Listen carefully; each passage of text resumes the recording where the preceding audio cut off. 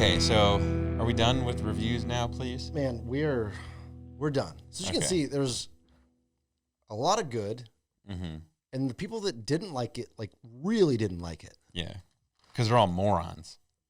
But also you have to think that the people in any facet of anything that are the ones that voice their opinion are those at the extreme ends. That's true. There's never people being moderate, being like, it was okay. Exactly. I was just going to say that. Like, reviews by nature we're talking about them because they're extreme. They're scintillating. Yeah. I'm not talking about reviews like, this song was pretty good. Maybe like maybe like the fourth or fifth best song on the album. You should look for more of those. Like, just middle of the road. It was okay. We need more protests where people are like, things are okay, but they could be better. That's how I feel a lot of the time. Yeah. In general. Like, yeah. I felt that way about your effort. Thanks. In life. Doing okay, but could be doing more? Yeah. You can be doing a lot more, man. You know? Would you like to know what Scott / the band, mostly Scott, says about this song? Yeah. Do you want to rip through the lyrics at all? Do you want to do that first? I think so. Okay, then let's go the lyrics. Okay. Well, let's run through these quickly. Let's just talk about first the meaning of the song. I don't think we need to go through everything line by line. Okay. But we've already talked about it. So I guess you can talk about what the song means. Well, I think it's very clearly about the birth of his firstborn son. I believe his name is Jagger. And just like what it means to be a father and to take on the new responsibility of caring for another being and showing him what this life is and what this world is and guiding him through life. I agree. I think this is one of their more straightforward songs. Yeah. There's some songs we've reviewed where like after talking about it, we still disagree on what the meaning of the song is. This one's very clear. Mm-hmm. It's kind of a love letter to his unborn. Was the son not born? The song was not born. But then how come he just heard the news today? Is that news maybe that she was pregnant? She's pregnant. Oh. Do you know how babies work, dude? No. The stork comes and drops it off. Well, before that, yeah, you have some pretty hardcore sex. Okay, two people have to. That's how babies. You don't have to. You have to. No, you can jizz in a cup. Okay, jizz in a cup, and then have hardcore sex while holding the cup. Yeah, okay. That's how those things work. Oh, yeah, okay. You collect the sample, and you have to be holding the sample while you have sex. Okay. Trust me, dude. I've had sex before. Yeah, well, I've read about it. You've read it? Like Blue Iguana 1976? No, you're making a weird connection that doesn't need to be made. Sorry, I was word associating. Okay. Yeah, it's a song that's highlighting his excitement and also his fear and trepidation of fatherhood. The lyrics are either very literal or very transparently metaphorical, I will say. Mm-hmm. I don't think we need to cover them to the detail that we cover all the other ones. Okay. Like, we agree on the meaning of the song. Yeah. Right? If we didn't, one of us would be shouting. The type of idiot that walks into moving cars in the middle of the road while jaywalking. That didn't happen. Okay. You just told the story. You're misremembering the details. Don't growl at me. There is one part of the song. I think it's the bridge that... If I had just one wish, only one demand. Yes. I hope he's not like me. I hope he understands that he can take this life and hold it by the hands, and he can drink the world. Greet the world. You say drink the world? I don't know what I said. Oh, he can greet the world. He can greet the world with arms wide open. Yeah. Yep. So that was in my noggin. That's I'll let you tell me what you think that part means, or if it does mean anything special to you. I think one, that's my favorite part of the song. I think it's the most epic and most emotionally driven. And I think he was just saying that, like, if there's one wish he has for the life of his child, is that he won't make the same mistakes that Scott's made, and that he'll, just embrace everything that the world has to offer him with arms wide open and without, all the shit that he had to go through. That's great. I did think it was he can drink the world, though. No, it's greet the world. That makes significantly more. Drink the world? Because you consume what it has to offer you. You would just eat it. Drink it up. You know how they say, like, just drink it in. It's not Jimmy Drink World. it's different. I'm saying when you like arrive in Hawaii and you're looking at the islands of Oahu, they're like, drink it in. Oh, I say eat it in. No, you don't. You've I'm never like, said hey, that in your life. Take a good look and eat it in. You've never said that. You're just trying to make I've me said look it. like an asshole. No, I'm trying to make you look good, but you're making yourself look bad. Eat it in, baby. Okay, just move on. I agree with your assessment of that.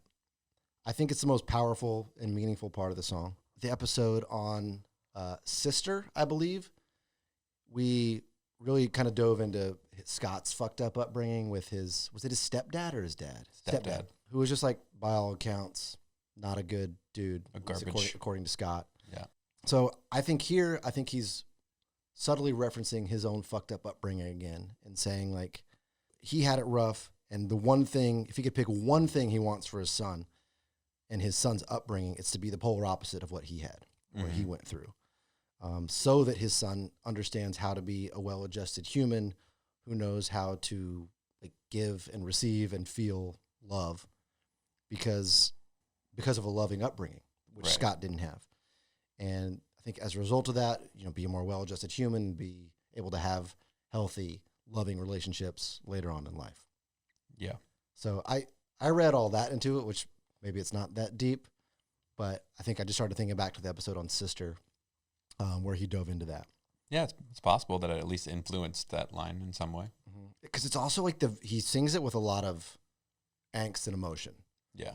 And that was another clue that I think is, like, I think that's brought on by him thinking of his own upbringing and his stepfather.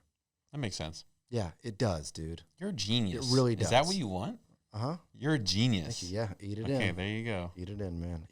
Again, the rest of the song, very, very self-explanatory. Glad we made it through that part. Scott has some things to say about this song. Hit us with the chips, Scott. With the chips? Mm-hmm. Okay.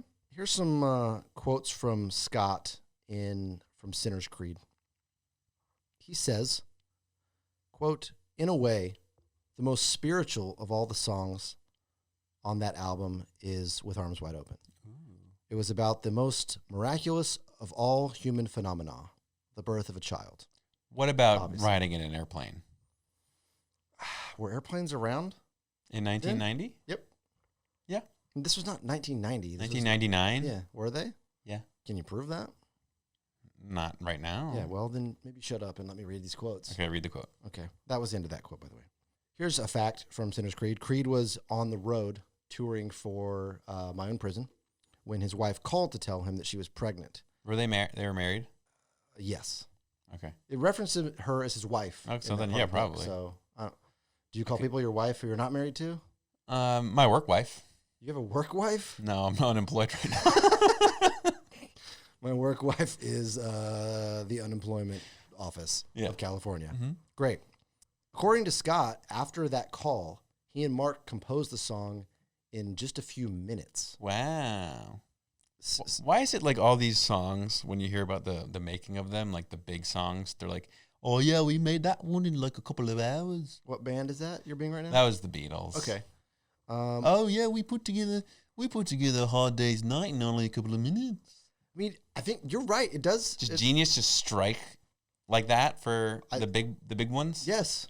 I mean, I kind of look at it as akin to, so if you're listening, like Andrew and I also both, we both act. We both write and act. And I feel like sometimes the things that, for like an audition, the thing that I either didn't have time or just wasn't feeling the script and did it anyway, auditioned anyway, like, and then you book the part. Like, yeah, I don't know. I feel like that's a weird paradox in the creative world of just like, man, I had this structure and this plan and I spent like days concepting and then working on the structure of the song or this sketch or whatever it may be. And the output's just like, nah, doesn't hit. Where there's other times you're like, man, I woke up in the middle of the night to take a piss and got an idea and spent like 3 minutes making a note in my phone. And that turned into like the funniest thing I've ever written. I think it's the same way with music. Like you're struck by something in the moment. And if you have the talent to throw some chords together and put some words on paper, like I think you can just kind of fall out of you. I Want to Hold Your Hand came to me when I was pooping in the middle of the night. Did it? It did. Was it because of the poop or because of the night? I don't know, but I was feeling really magical. Also, does it mean you'd like to hold someone's hand while you're pooping? Because that's a weird thing, but I do it. You're becoming a little Australian. Sorry. Well, maybe like songwriters, instead of just like sitting in the studio with a pen to the paper, should just like run in a few minutes and just like run around in circles. And if they don't come up with anything in 5 minutes, just leave. I mean, one of my favorite bands that is long, they've broke up a long time ago. No one's going to have heard of this band probably. But they were called Margot and the Nuclear So-and-Sos. Yeah, you made them up. Great band. The lead singer, Richard Edwards, says he wrote one of their most famous songs called Broad Ripple is Burning in like 15 minutes, sitting in his car, waiting for the engineer to meet him at the studio. Like he got there, the engineer was running late, and he was just sitting in his car and wrote down a song that became like their biggest song. Yeah, it's always that, or like, oh, like the album version is the one we recorded on the first go. Yeah. Maybe they're all liars. It's weird. You think all of them are lying? They're all lying. Come clean. Yeah. Bands. They're all just trying to be these like spontaneous geniuses. Come But clean. we know you're trying hard. Trying hard. Wow. I'm glad I got to say Margot and the Nuclear So-and-Sos on this podcast. There you go. If someone gets a minute, like hour and 5 in this episode, they'll have gotten a shout out. I love that. Okay, move on. I'm sorry I distracted. It's okay. Scott talks about specifically the bridge, which we just covered, as evidence of his low self-esteem at the time and wanting to tell his son that he hopes he's not like him. Quote, my own internal divisions, mistakes, challenges, pain, anything negative about me were enough to cause me to pray that they wouldn't be passed on to my son. I was determined to break the generational curse. I wanted to demonstrate love to my son. Love it. Speaking about the night they won the Grammy in 2001. Fuck you, Californication, Lenny Kravitz, and Matchbox 20, and someone else. No, you don't have to look it up. Yep. Three Doors Down. Don't fuck Doors Down. You guys rock, man. Right. Fuck yeah, let's go. He said, quote, on a night that should have been a celebration, I still felt an undercurrent of bitterness with Mark. Because the song was about my son, I was getting all the press attention. I tried to bring the focus back on Mark and our collaborative effort. After all, I couldn't have written the song without him. But somehow the story was about me as a rocker and as a first-time dad. So I thought that was kind of cool. Like he had the wherewithal in the moment to feel like his try to fold in his co-writer in the song. Right. Here's another fact from Sinister Creed. Scott punched a guy in a bar. Let's go. Well, who wouldn't leave him alone, giving him a hard time about this song, and finally called him a sellout and asked Scott how it felt to exploit his unborn baby. Jesus. And Scott punched him. Good for you. If you're listening to the to the podcast, the guy that got punched, you can come on the podcast anytime. We'd love to hear about that night. We won't punch you. Well, Andrew won't punch you. I might. Okay. My nickname in middle school was Punchy. Do you think that it's like why was he so mad at Scott? A, who's probably drunk. Oh, yeah. B, was it like a religious thing? Or just like, why would you be so mad about someone selling out the unborn son aspect? I'm sure, like you said, it was just a hammered dude who was like, oh, it's a fucking celebrity. I'm going to... Hey, that song sucked. Yeah. Oh, yeah. Play this one out. I'll be Scott, okay. The drunk guy. Hey. Hold on. I'm going to order a drink. Excuse me, bartender. I'll have a cold Coors Light. Hey, are you the guy from that band, Crean? Hey, yeah, man, but I'm just trying to celebrate with my friends. Oh, that song With Arms Wide Open, I hear it all over the place. Oh, thanks, bro. I hear it all over the place. It's really catchy. Thanks, man. Why are you turning away? Why look at me in the eye? Oh, I'm sorry. I've got to get back to my friends. Okay. You're talking to your friend. Yeah. Hey, that song With Arms Wide Open, it's good. Thanks, man. What's it? It's fucked up, though. I mean, it's just it's kind of a song to my... Hey, look at! Don't turn. Can I get another beer? Well, don't turn away from me, man. Yeah, don't put that on my tab, please. Thank you. Put it on his tab. He's a millionaire. He's a billionaire. He's a billionaire. Trillionaire. You think you're better than me because you wrote a song about your son? I have a son too. Oh, congrats, man. Shut up. Okay, you know what? You don't need to say that to me. Shut up. What are you gonna punch me?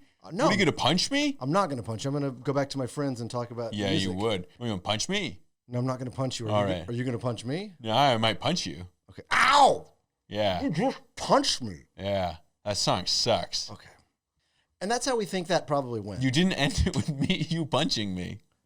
Oh, You idiot. damn. I was just trying to get to the point where you punched me. It went on like 2 minutes longer than I wanted it to. I fucked up. Yeah. Can we redo that? No. Let's keep it in.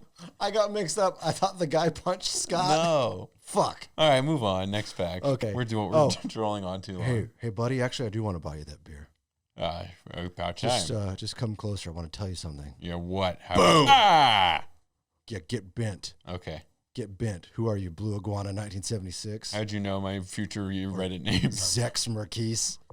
Okay. Okay, I fucked that up, but you get the point. I think that's how it went. Okay, from a 2013 interview, Scott says, this is a long quote. Oh, God. Quote, "It continues to have relevant meaning in my life because as I sing it now, I think of my daughter who's now on this planet and alive. And then I think of my newest son, my 3-year-old Daniel. And then I think back to the spirit and the somewhat naivety, just that brutal honesty the song expressed as me being a young man and approaching fatherhood for the first time. Now I'm a full-fledged father with a 14-year-old, a daughter who's going to be 7 in June, and my youngest who's 3. So those are still my feelings. And as a human being and a father, my feelings haven't changed one bit from those that are expressed in that song. Every time I sing it, I can connect with it again and again and again because I'm no longer expressing fears in my thoughts about being a father. I'm a full-fledged, living it every day father, so it just rings true to me." Manufactured sincerity. Yeah.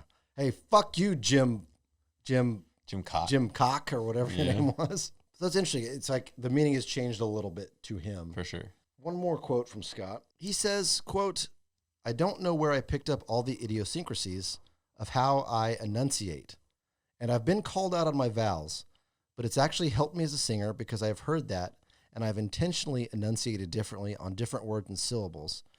So thank you, world, for pointing out a consistent pattern in my early 20s so I could evolve and grow as a singer. You made me better. Thank you."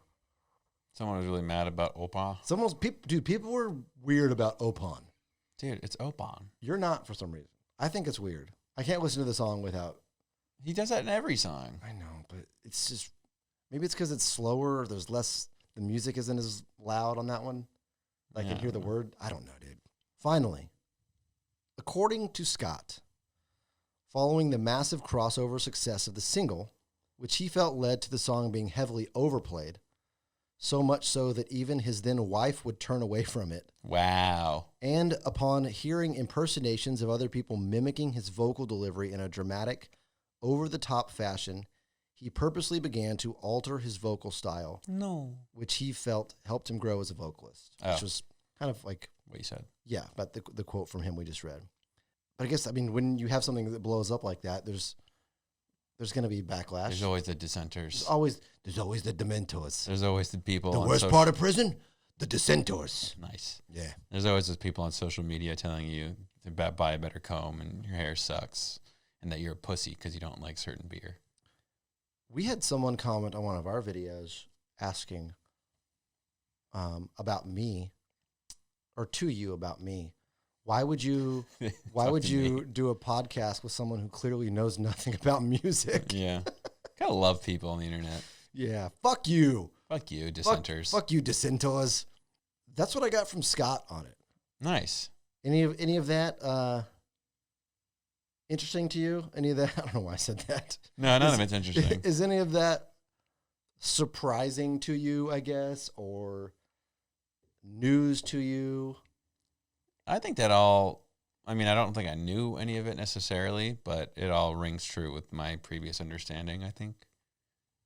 Did you ever see that fact or whatever that like Jimmy Fallon like made fun of the song? Then eventually, like when Jimmy Fallon had his own child, he reached out to Scott and was like, said that he was listening to the song again and just started crying in his car. And I was like, Scott, I get it now. Nope, I did not find that. I saw that on like, I think his interview with Theo Von. I think Scott mentioned that. Is that it for the facts? That's it for facts, for reviews, for Reddit reviews.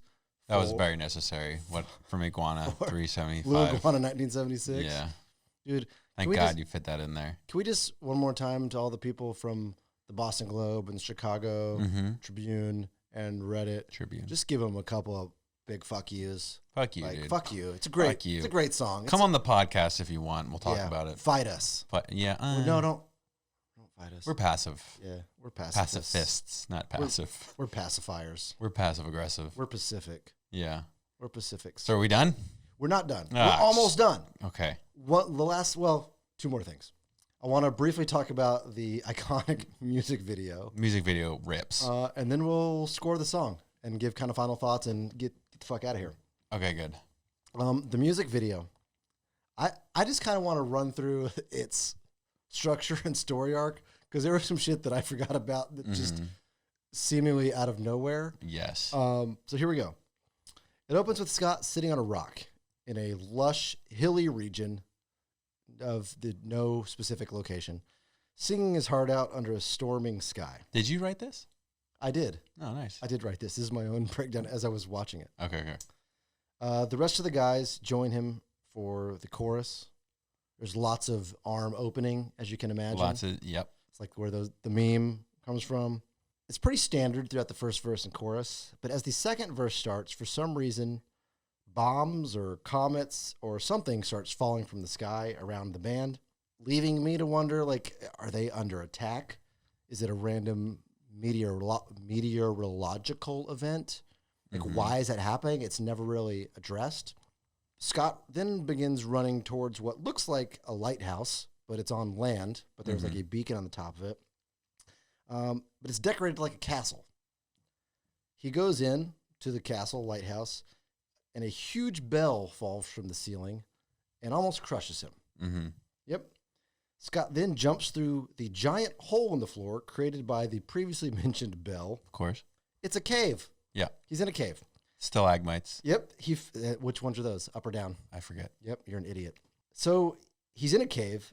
He finds a small underground body of water, crouches, touches it, and then pretty much makes like vocal love straight to the camera from a fully crouched position, right on the edge of this little pond or whatever inside the cave. Right. Then Scott, I don't know if he thought it was just a shallow puddle or if he thought he was God and could walk on water, but he takes a step into the water and fully submerges. Right. Even though we find out later that it's shallow enough that he can stand up in it, he goes all the way under. And then we see 3 angles of the same hair flip as he emerges from the water and tosses his head back to get his hair back behind him. Brilliant. Yes, really brilliant and necessary. By the time he reemerges from the cave, Scott is completely dry. Yes. Leading me to wonder, how long did he spend in the cave in order to completely dry off? Would have been faster probably to dry off above land, but maybe he thought he was still under attack from the bombs or the comets. Right. Caves are cool. Yeah. Temperature-wise. He then, I hate you. Yeah. Scott then hikes to a mountain or cliff right next to the ocean and does his well-known Jesus stap pose, breaking only to stroke his own hair as the video comes to a close.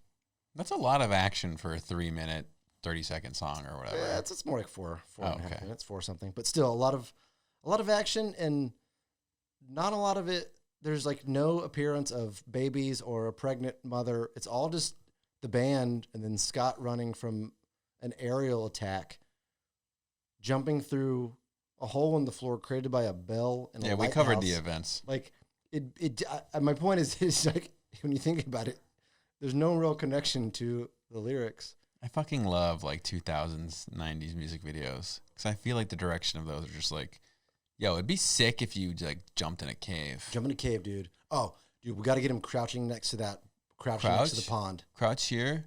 Do like a little jump off of it. Before you do that, touch the water. What if you touch the water and sink into the water, but you're dry? Yeah, sink in, come out. Now and then you can fall off a cliff, and then the ground becomes not ground anymore. It becomes rocks that catch you. Yeah.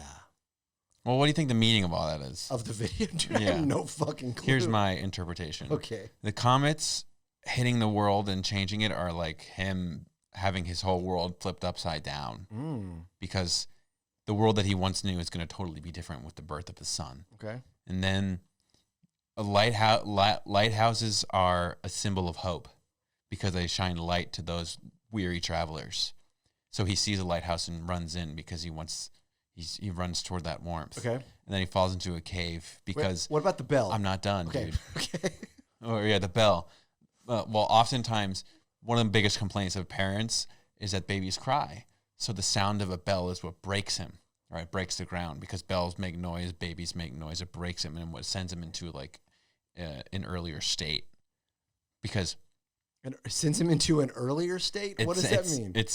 It breaks the ground, like it shatters his confidence of the ground that he was, so like the ground he's standing on no longer stable. He's like, oh, I can't be a great dad. The baby's crying. And then he jumps through his shattered confidence? And then he jumps through the shattered confidence into a cave. Caves are significant because people used to be cavemen. Yep.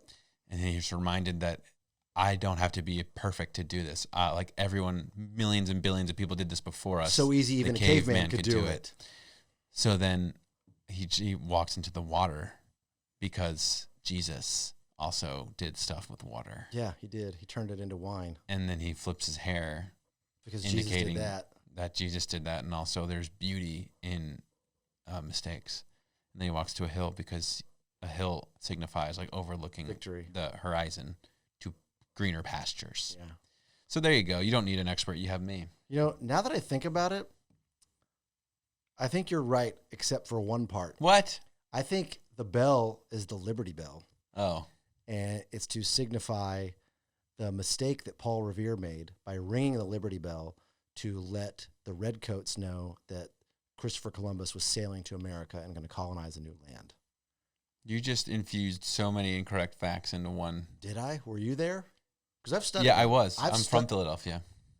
And you were there when Paul Revere discovered the redcoats? We didn't say when, but I was there at the area. Have you been to the Liberty Bell? Yeah, of course. Does it look like the one in the video?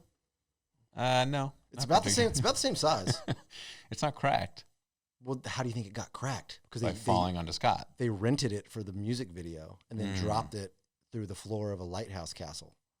Wow. And that's how the crack was made in the Liberty Bell. For all you people, history buffs out there, that's a fun fact you can tell your friends and family. All right, I think we're officially getting too insane. So why don't we move on? The music video is insane. I want you to go watch it when we're done, because I watched it about 10 times. That's too many times. It was just like, what? I'd forgotten about the meteors. It's an insane fever dream. I love it. But it's beautiful. And now we come to the portion of the episode where you are free, Andrew, to offer your final thoughts on the song and then rate it on a scale of 1 to 5 years. Yeah, this song is one of my first introductions to Creed. And for that, it definitely holds a special place in my heart. I am someone who really likes like an emotional power ballad, not just from Creed, but from a lot of bands. I really like slower rock songs that convey a lot of emotion, especially when they're catchy and you can sing along with them and just sort of be like, yeah, man. Yeah. Man. I really like the bridge as we touched on, and the string section that sort of comes in at that part, I think is like makes it feel so epic. I guess I could see how people who weren't around when the song came out could feel like it's manufactured in a way to like evoke a certain emotion, but I do think has that essence of genuineness too. Like, I think it's genuine, and I think the feelings it evokes from people are genuine. So who's to say whether sincerity is manufactured or not? If it makes you feel something, you felt something. And I think I can say that as someone who does not have a child, but has a dog. That you know of. Yeah, that I know of. Yeah. So I can't connect with it there, but it is a song that I think is powerful. I don't have much else to say. I think it's nearly perfect, but I'm going to give it a 4.5.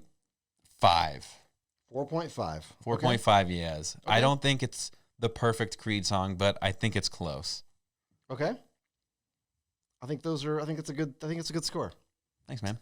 I'll be brief too. And I'm with you on the reviewer who called out like manufactured sincerity.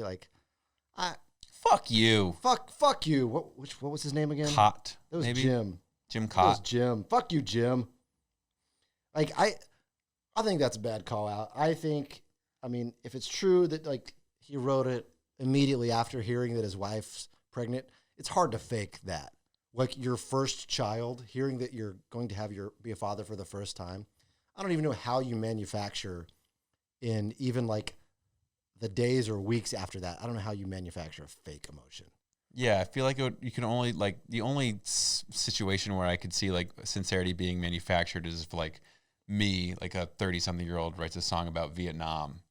Like, yeah, I don't know what it was like. Because you were just a baby when you were over there fighting. You don't remember that much. Exactly. Yeah. So I mentioned, I kind of teased the beginning that it's not my favorite Creed song, as you know. And if you haven't listened before, I rated What If a perfect 5 out of 5 yes. And it's the only song to this point that I've given a 5 out of 5 for. Where are you going with this? Love that song. I don't think With Arms Wide Open is as good of a song, even though it's a far more popular song, a far more known song. It was a #1 song. It won a great, like all these things. Creed was a rock band to me. And I think part of it was maybe that I was old enough, because I'm a little older than you. I was like 19 when this song came out, that I understood like what fatherhood was on a different level than like someone who was 9.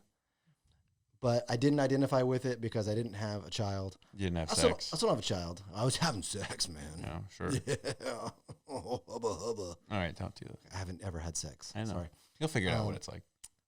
And I don't have a child now, so I don't identify with it now. But maybe I'll have my Jimmy Fallon moment. Yes, that I know of. Yeah. Maybe we'll both have our Jimmy Fallon moment. We should come back and do this pod if we ever have a Jimmy Fallon moment. Let's adopt a kid together and then listen to this song and see if it makes us feel anything different. Okay. We'll report back on that. I don't love the song, but I do very much appreciate and it's influenced my score, the fact that it was such a big thing for Creed and such a big thing culturally, and continues to be. So that said, I have assigned With Arms Wide Open a score of 4 out of 5 yes for With Arms Wide Open from me. That's a pretty big score overall for us. Both over 4. That's like some sort of achievement. It is. There's only been so many of those. You also scored What If at 4.5. The same score you assigned this song. Oh, yeah. Which I think is fair, like knowing you. So we have a 4.5 out of 5 from Andrew and a 4 out of 5 from me. Wow. Reid. And that's all I got, man. Well, thank you for doing all that due diligence to make this episode happen. Well, you're up next, buddy. Yeah, so if you were already fatigued by this episode, you might not be in such good spirits for the next episode, which will probably be equally as long. But if this episode gave you life and that feeling in your pants that you know what I'm talking about, then you're going to want to listen to the next episode too, because it is higher. And wear some elastic pants that time. Yeah. So why elastic? So your junk can breathe. The elastic's just in the waist. It's not in the crotch. Well, just not jeans. Okay. Don't wear jeans for the next episode. Yeah, don't wear jeans. All right, Reid. You have anything else to say before we get out of here? Just a last real big fuck you to the critics who put this song down. Yeah. To try to make a name for themselves. Especially that guy on Reddit. Yeah. Blue Iguana 1976 made us feel some kind of way today, and we'll never forget. Yeah, just like 9/11. Never forget. And we're full circle now. All right. Well, with that, I think it's time we make our escape.